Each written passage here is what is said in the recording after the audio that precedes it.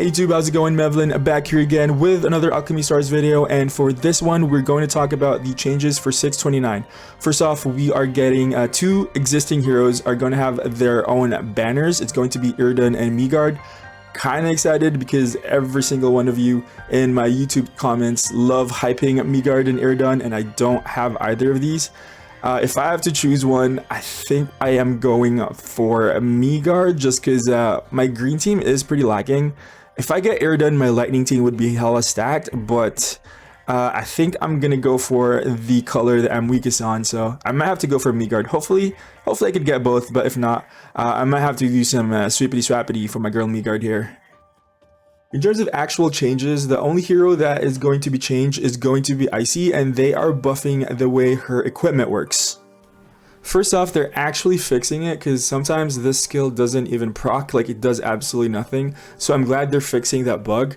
And second off, they're changing the cooldown from 3 rounds to 2 rounds.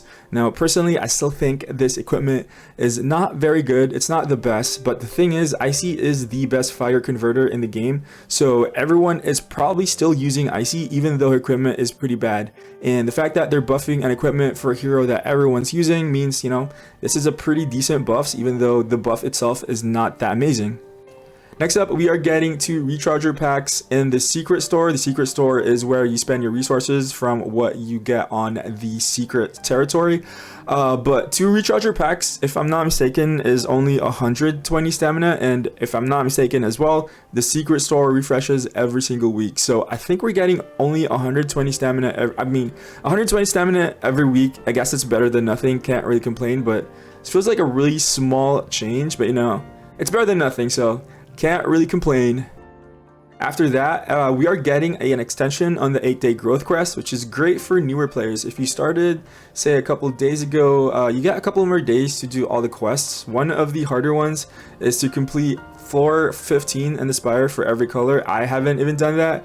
As a day 1 player, it means this actually affects me because I've been lazy on my green color, so I haven't even done green 1 in the spire. So having 7 more days for me to accomplish that means that 7 more days for me to procrastinate, which means 7 more days that I'm not doing green spire. Woohoo!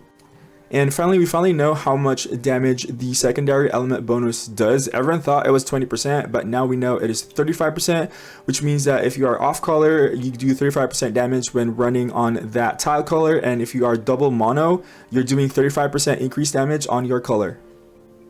Aside from that, everything else are just a bunch of minor fixes. Most of them are just description changes, so I'm not going to be covering that.